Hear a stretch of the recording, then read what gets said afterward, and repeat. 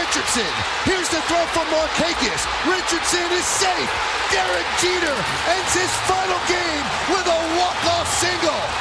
Derek Jeter, where fantasy becomes reality. Hello everyone and welcome to Sports Talk. I am Ian Sachs. Unfortunately, Jack Clark could not be with me today, but I have two lovely guests filling in for him. I've got Jersey Joe, the guest with the most today, not the host. Guest with them, exactly. And Big Shot Money Rob. Thank you, Ian. Well, fellas, I think that's pretty fitting the way we're going to start her off today. We've got Derek Jeter, number 2 fever. There you go. You know, I'm glad, Ian, that you gave us the opportunity to come on the show today because I really wanted to talk about this because obviously there's a lot to say. So giving us the opportunity, it's nice. Big Shot Rob and I are not on until Monday, so too long to wait. You know, you got to get it all out there. Yeah. So grateful to be here. You don't understand. I wanted to go straight to the morning show this morning and go straight on and just talk about it for a whole hour. And this game last night just made my whole day, and I'm glad to see a legend retire. It was such a great game. Can never ask for anything better from him. Well, I don't know if I'm glad to see a legend retire. I mean, I'm going to miss watching Jeter next year. So I wouldn't say that I'm glad about this, but you know what? It was a moment that I'm definitely going to remember for a long time, if not the rest of my life. I mean, I have a special tie to Jeter that a lot of people don't have and don't know about. June 26th, that's right, that's my birthday, and that's Derek Jeter's birthday. I am 20 years to the day younger than Derek Jeter. So my whole life, you know, that's been my one big claim to fame. You meet somebody, it's like, oh, tell me an interesting fact about you. I have the same birthday as Derek Jeter, and you know what? Not too many people can say that. So I have always been, you know, some kind of tie to Derek Jeter. And well, let me just say, last night when he was giving his interview and walking around the stadium, I didn't cry, but I was almost on the verge, and I was amazed at how he was able to just keep himself so composed and just unbelievable night. Absolutely, Ian. And I mean, the thing about your birthday thing, I mean, you're lucky. I mean, my birthday, I share it with Norv Turner. So when I tell people that, they say, who's Norv Turner? So you got a more recognizable face there. But absolutely, I mean, just the whole night, I mean, as soon as I saw the hit, the first thing that came to my mind was just what to tweet out about it. I mean, and I think it's as simple as this. A perfect end to a perfect career. That hit at the end of that game epitomized everything we've always seen from Derek Jeter. I mean, it was just the perfect storybook ending. It's like it was scripted. I mean, it was just unbelievable. Yeah, it's like a fairy tale. It's like the unexpected, and I'm so happy that he ended it that way.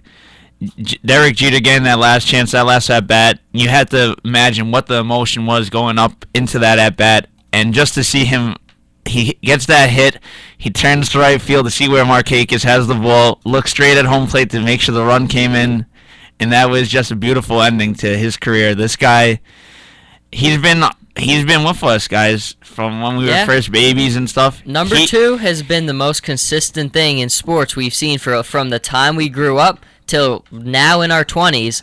There's been one singular thing that's never changed, and that's number 2 at shortstop for the New York Yankees. As Kenny said on the morning show, number 1 in your heart. I couldn't agree more. He's just growing up in New York in the late 90s, early O's. You have to like Jeter, and you know, that's one of the things Michael Kay said after he got the hit, as he was making his way around the field. You know, everybody likes him. Yeah. And that's part of the thing that kind of bothered me with the people like Olbermann trying to take away from all this. I mean, Derek Jeter's earned this week all the attention he's gotten because especially in a sport like baseball right now, where we lack guys with character, with the whole steroid era really hurting the game.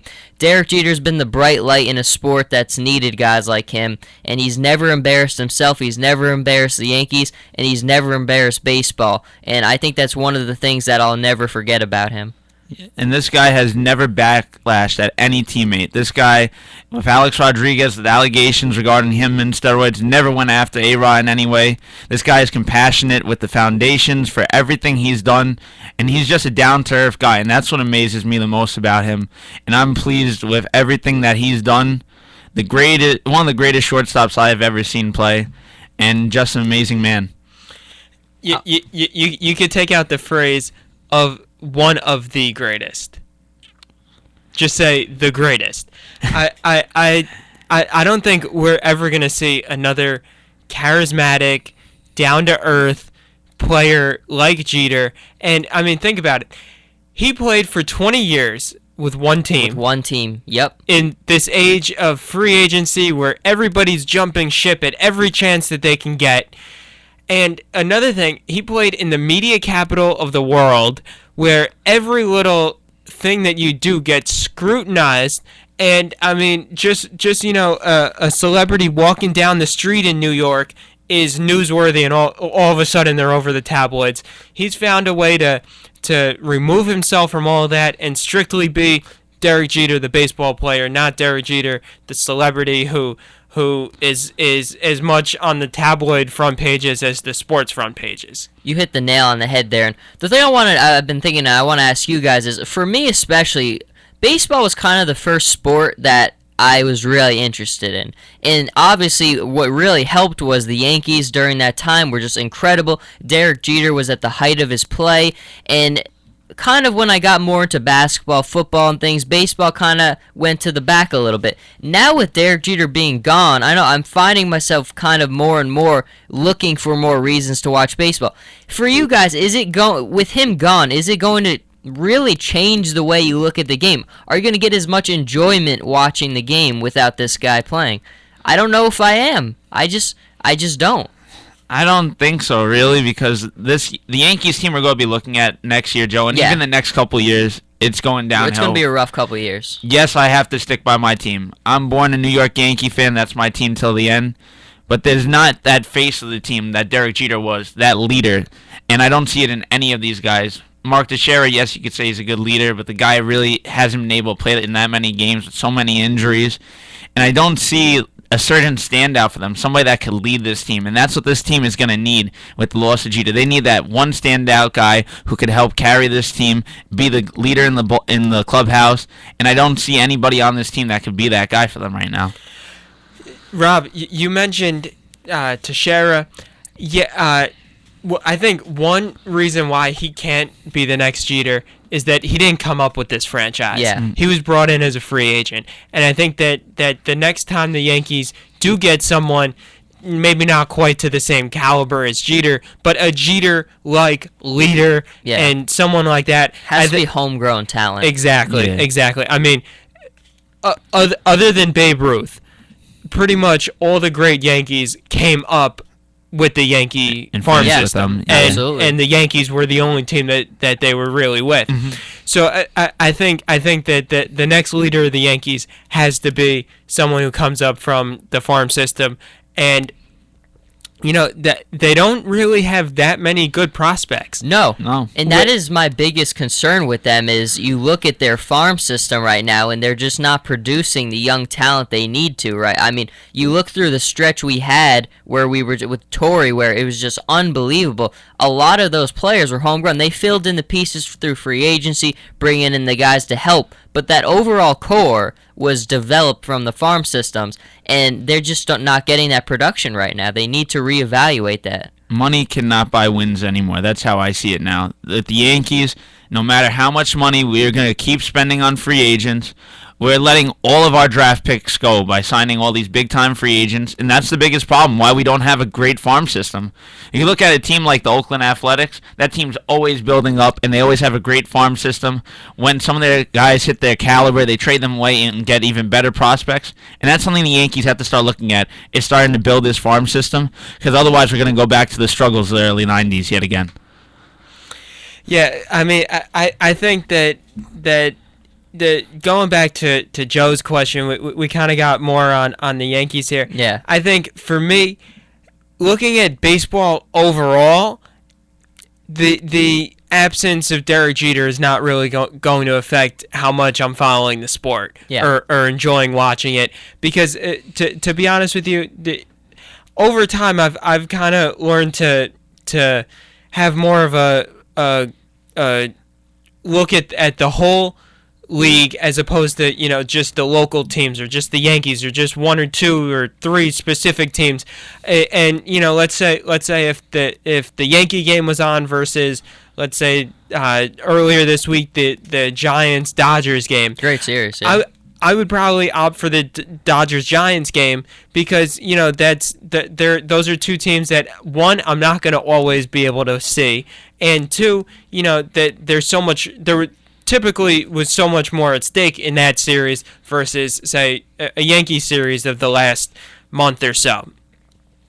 So I think looking at the whole for baseball in general, the absence of Derek Jeter is not really going to impact how much I'm into the sport. But in terms of the Yankees and how much it's going to make me want to catch the Yankee game, that draw is definitely decreased for me. And now, a Yankee game is going to be like, oh, the Yankees are on. All right, I'll tune in for a little bit, as opposed to, all right, I want to see Jeter's, at bat in the first inning. Maybe he'll do something great. That's a good point, and I think building off of that, I think baseball is one of those sports where it's like, if you're not the Yankees, the Dodgers, the Giants, the Cardinals, and you're not a serious competitor, there's no national appeal there. I think that's the biggest thing about the NFL is you could be the Jacksonville Jaguars or you could be the Dallas Cowboys, and you're going to get a good rating for that game. If you're the Cleveland Indians playing the San Diego Padres, no one's going to really be watching. In baseball, it's all about relevancy. Mm-hmm. If you're not relevant as a team, there's just not going to be that appeal there. And I think going off Ian's point, like for me, I watched more Dodgers games this year than I did Yankees games. I did. I always tried to catch Derek Jeter's at-bats, but when the Dodgers were on, I was tuned in. Mm-hmm. It was just better baseball. You want to see the competition. That's what the viewer wants. You want to see the competition because that's what I love the most. You see the end of September going into October. Every team is fighting for the playoff spot, a great amount of teams, and that's what we as viewers want. We want to see our teams win 90 games to 100 games a year. We like the rivalries, the competition. We don't want to see the way some of the teams struggle throughout the year, like the Cleveland Indians or the Yankees this year. It's even Toronto Blue Jays. You want good quality on the field. You want something that attracts your viewers, brings them in. And going off of the comparing the NFL and the MLB, the thing with the NFL is that it's once a week, 16 games. So if you miss a week or a game or something, that's a big deal.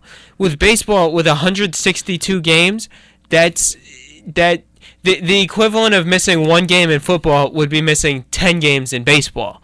So if you miss a game here or there, big deal. Nothing too outlandish is going to happen. Once in a while you might have the no-hitter or the 17-inning game. But on an average day in the MLB, you can miss it and really not feel too much out of the loop. Whereas with the NFL, I mean, just going off of, if you missed last night's Giants-Redskins game, that's one game. Yeah. And it's like you feel like you already missed a large chunk of the week, and there are still 12 other games to be played over the next 3 days. So I think it's that with football, each game has so much more impact than baseball does. You are 100% correct.